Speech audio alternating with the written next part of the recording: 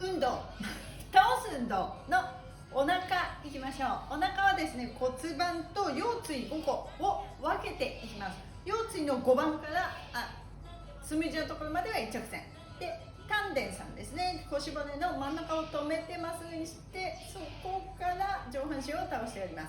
1番のポジションです。つま先を90度ぐらいに開いていただいて、手を脇をぐっと張っていただいたら後頭部引っ張って、はい、では右に倒します。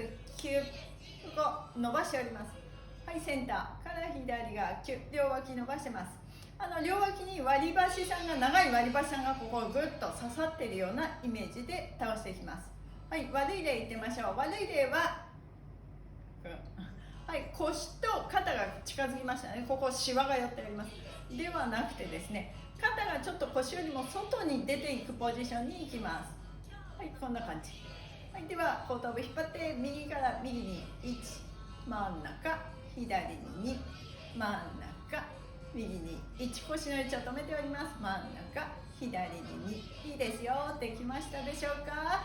いいです。倒す運動のお腹から上でした。